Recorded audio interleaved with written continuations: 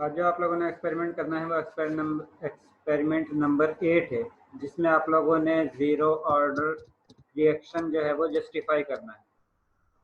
सबसे पहले तो आप लोगों को ये पता होना चाहिए कि ज़ीरो ऑर्डर रिएक्शन होता किस तरह का है।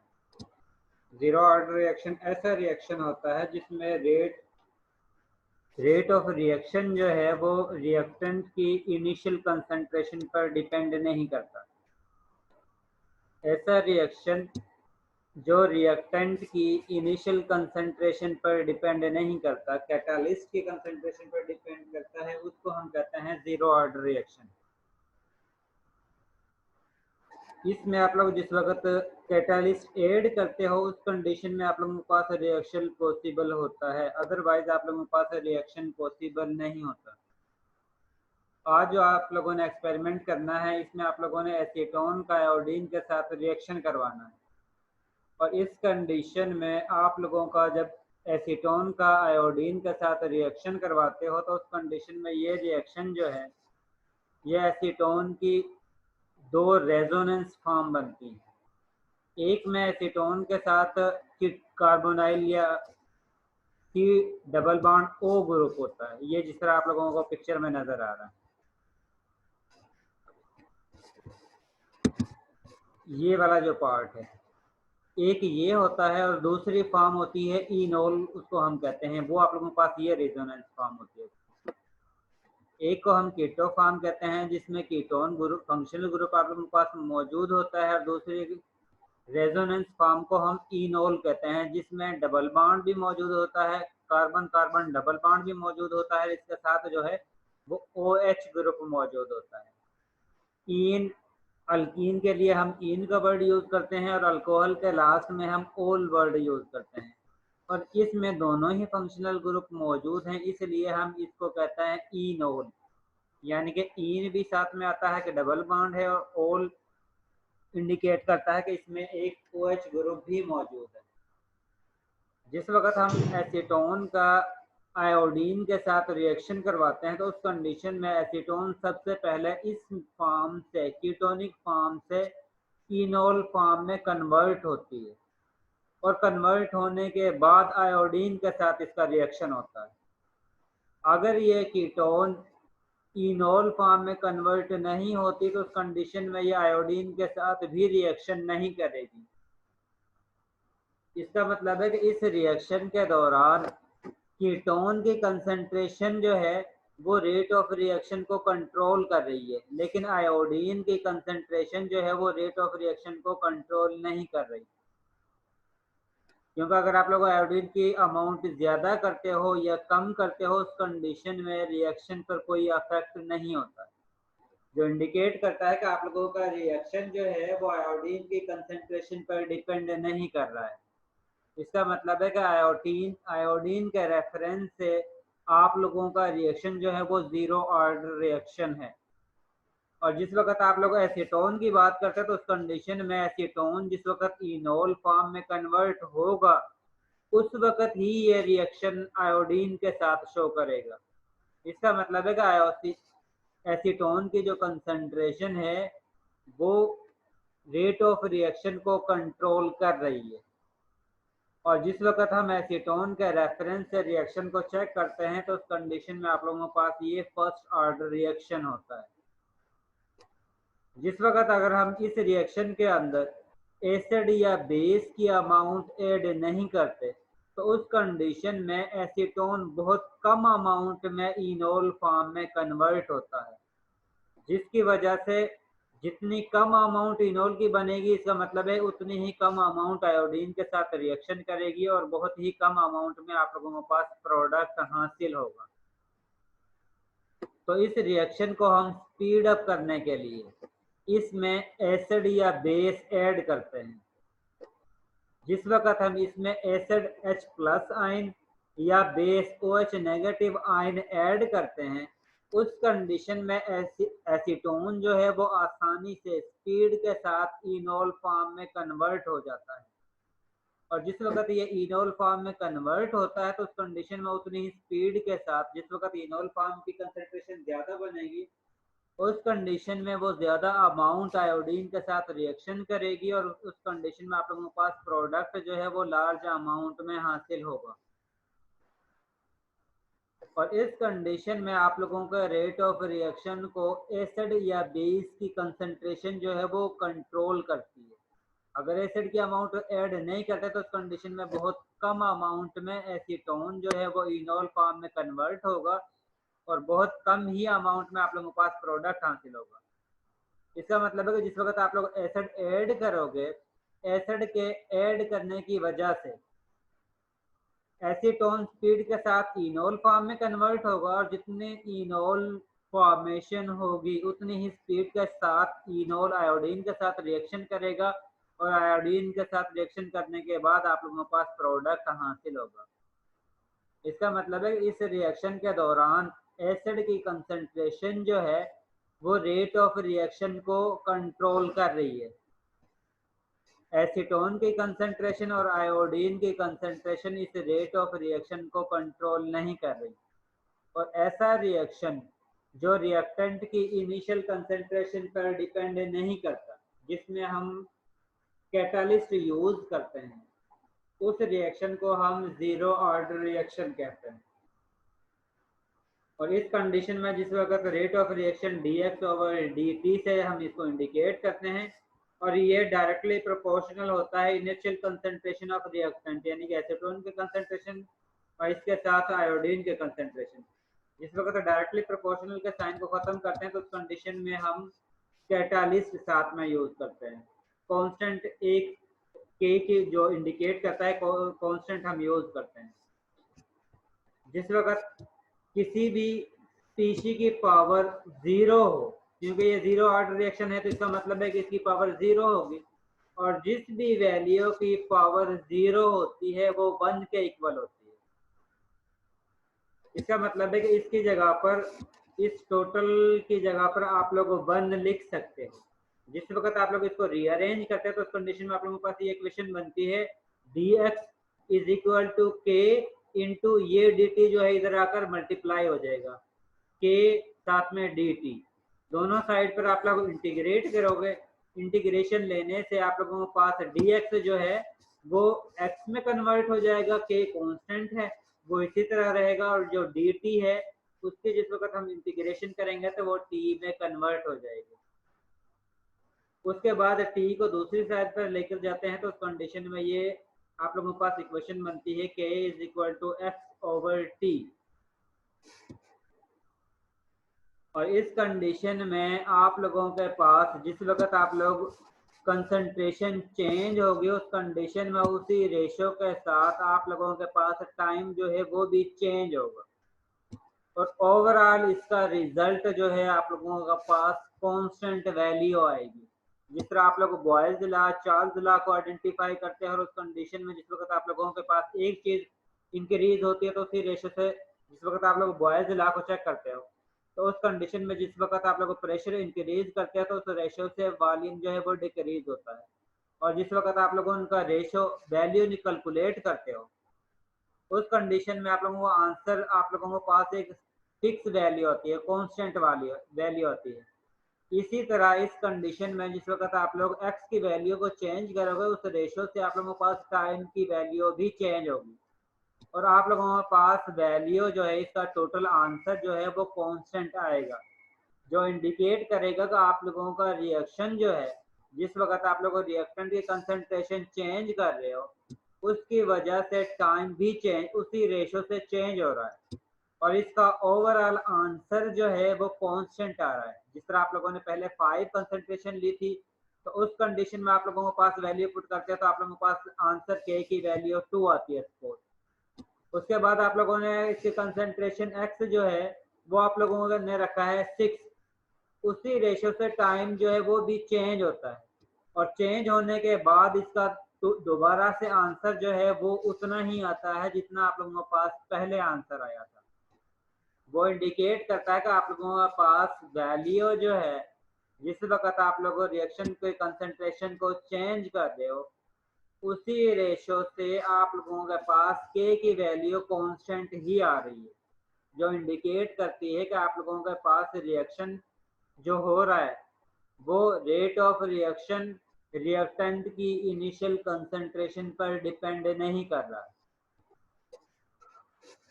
इस कंडीशन में जो आप लोगों ने प्रोसीजर फॉलो करना है उसमें आप लोगों ने डिफरेंट सॉल्यूशन बनाने हैं।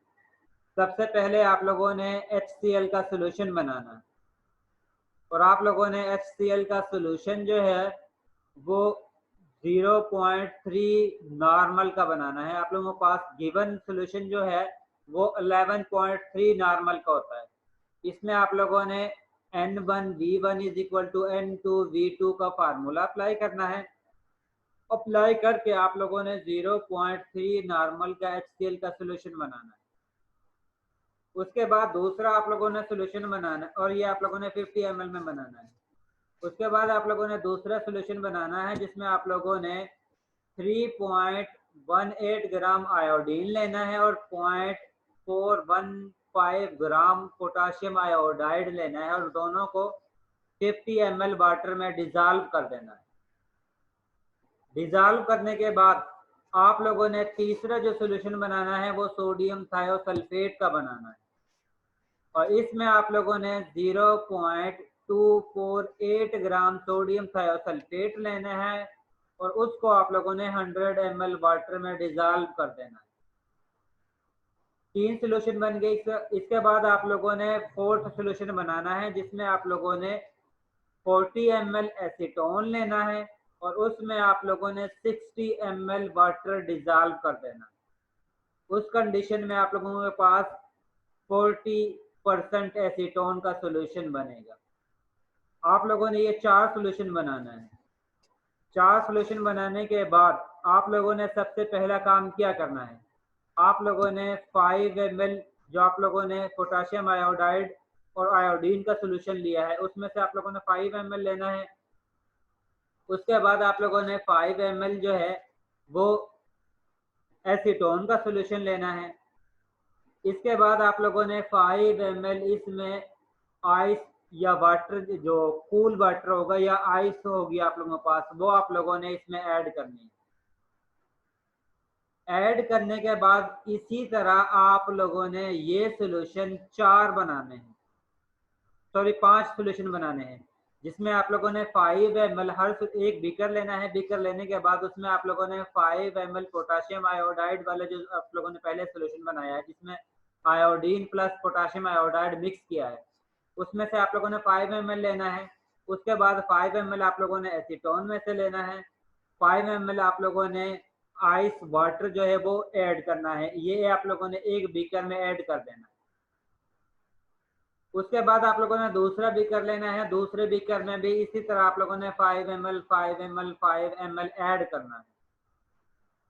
ऐड करने के बाद फिर आप लोगों ने तीसरा बीकर लेना है। तीसरे बीकर में भी यही तीनों अमाउंट आप लोगों ने 5 ml ऐड करने हैं। इसी तरह आप लोगों ने 5 सॉल्यूशन बनाने हैं। बाद 5 बीकर लेने हैं और 5 बीकर में ही हर बीकर में आप लोगों ने 5 ml एसीटोन ऐड करनी है। एसीटोन का जो सॉल्यूशन है वो आप लोगों ने ऐड करना है। 5 ml ही आप लोगों ने जो पोटाशियम आयोडाइड और आयोडीन का सॉल्यूशन बनाया है वो आप लोगों ने ऐड करना है और 5 ml ही आप लोगों ने आइस कूल वाटर आप लोगों ने ऐड करना है। आप लोगों के पास 5 सॉल्यूशन बन चुके हैं।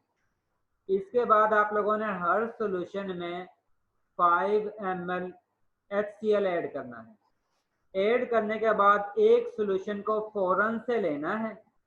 एक बीकर को आप लोगों ने फौरन से लेना है और उसमें आप लोगों ने स्टार्च इंटीग्रेटर के 2-3 ड्रॉप ऐड करना है।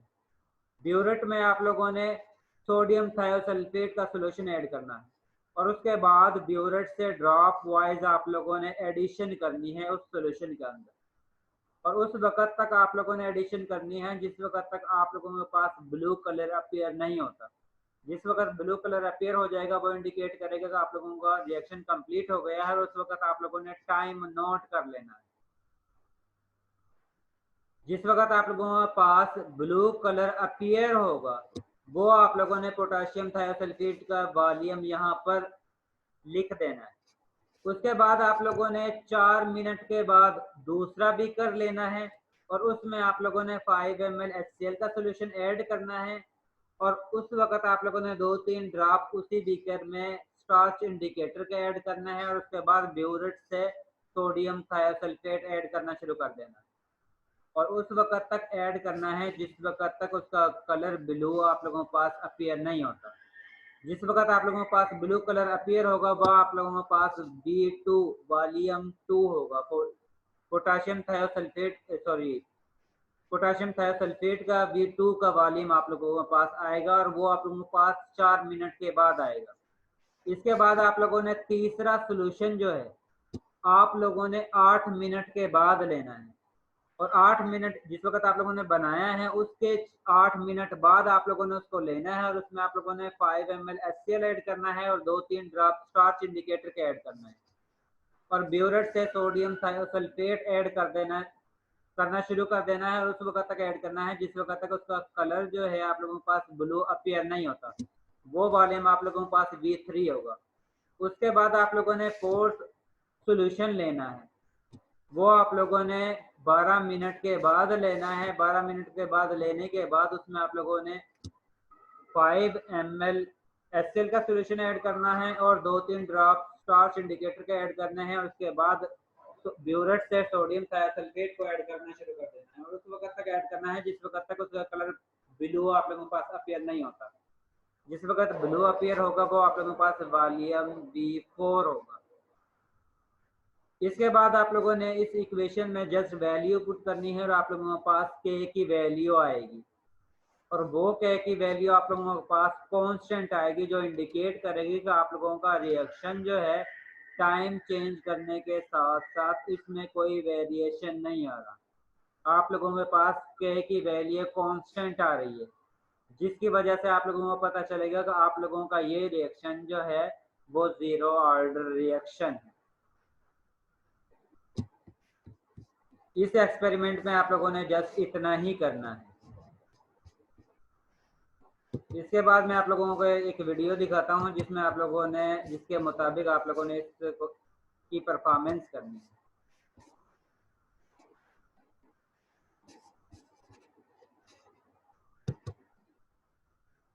सबसे पहले आप लोगों ने इस तरह 5 सोल्यूशन बनाने हैं। जिस तरह आप लोगों ने 5 ml एसीटोन ऐड किया था, 5 ml आप लोगों ने पोटाशियम आयोडाइड प्लस आयोडीन का जो सोल्यूशन है वो ऐड किया था, उसके साथ आइस ऐड की थी। उसके बाद 5 ml आप लोगों ने HCl का सोल्यूशन ऐड किया था। इसी तरह आप लोगों ने 5 बीकर लेकर 5 बीकर में अलग-अलग इन चीज़ों को मिक्स करना है। तो इस कंडीशन में आप लोगों के पास 5 सोल्यूशन बनते हैं। उसके बाद हर सोल्यूशन में आप लोगों ने एक बीकर को लेना है और ब्यूरेट में आप लोगों ने सोडियम थायोसल्फेट को लेना है और 4 मिनट के वक्फे के बाद बीकर को लेते जाना है और उसमें आप लोगों ने स्टार्च के 2-3 ड्रॉप इंडिकेटर के ऐड करने हैं और सोडियम थायोसल्फेट से आप लोगों ने इसकी टाइट्रेशन करनी है और उस वक्त तक करनी है जिस वक्त तक इसका कलर जो है आप लोगों के पास ब्लू अपीयर नहीं होता। जिस वक्त इसका कलर ब्लू अपीयर हो जाएगा वो इंडिकेट करेगा कि आप लोगों का रिएक्शन कंप्लीट हो गया। जिस तरह इस वीडियो में डिफरेंट सोल्यूशन बना रहे हैं, इसी तरह आप लोगों ने 5 पहले अलहदा से सोल्यूशन बनाने। सोल्यूशन बनाने के बाद आप लोगों ने हर सोल्यूशन को 4-4 मिनट के वक्फे के बाद सोडियम थायोसल्फेट के सोल्यूशन से टाइट्रेट करवाना है और टाइट्रेट करवाने के बाद आप लोगों ने चेक करना है कि जिस वक्त उसका कलर ब्लू अपीयर होगा वो इंडिकेट करेगा कि आप लोगों का रिएक्शन कंप्लीट हो चुका है और वो वॉल्यूम आप लोगों ने नोट कर लेना है। जिस तरह इस वीडियो में से पहले वो सोल्यूशन प्रिपेयर कर रहा है, इसी तरह आप लोगों ने सबसे पहले 5 सोल्यूशन प्रिपेयर करना है और उसके बाद आप लोगों ने उनको सोडियम थायोसल्फेट के साथ टाइट्रेट करवाना है और जिस वक्त टाइट्रेट करवाओगे तो उस कंडीशन में आप लोगों के पास ये ब्लू शेड अपीयर होगा, ब्लू कलर अपीयर होगा जो इंडिकेट करेगा कि आप लोगों का रिएक्शन कंप्लीट हो चुका है। इनिशियली आप लोगों के पास कलर लेस होगा, उसके बाद आप लोगों के पास ब्लू कलर अपीयर होगा। ये जिस तरह आप लोगों के पास ब्लू कलर अपीयर हुआ है इस तरह का आप लोगों के पास कलर अपीयर होगा जो इंडिकेट करेगा कि आप लोगों का रिएक्शन कंप्लीट हो चुका है। उसके बाद आप लोगों ने दूसरा बीकर लेना है और दूसरे बीकर में आप लोगों ने सोडियम थायोसल्फेट ब्यूरेट के जरिए ऐड करना है और उस वक्त तक ऐड करना है जिस वक्त तक इसका कलर आप लोगों के पास ब्लू अपीयर नहीं होता, और उसका भी आप लोगों ने वॉल्यूम नोट कर लेना है। इसी तरह आप लोगों ने तीसरा बीकर लेना है और तीसरे बीकर के में आप लोगों ने उस वक्त तक आप लोगों ने सोडियम थायोसल्फेट ऐड करना है जिस वक्त तक इसका कलर जो है वो ब्लू अपीयर नहीं होता। और उसके बाद आप लोगों ने जो टेबल में वैल्यू गिवन है उसमें आप लोगों ने उस वैल्यू को पुट कर देना। जिस वक्त वैल्यू पुट करोगे तो उस कंडीशन में आप लोगों के पास के की वैल्यू फिक्स आएगी जो इंडिकेट करेगी कि आप लोगों का रिएक्शन जो है वो जीरो ऑर्डर रिएक्शन है। आज का आप लोगों के पास जस्ट यही एक्सपेरिमेंट है। इसमें अगर आप लोगों को कोई पॉइंट क्लियर नहीं हुआ तो वो आप लोग को पूछ सकते हो।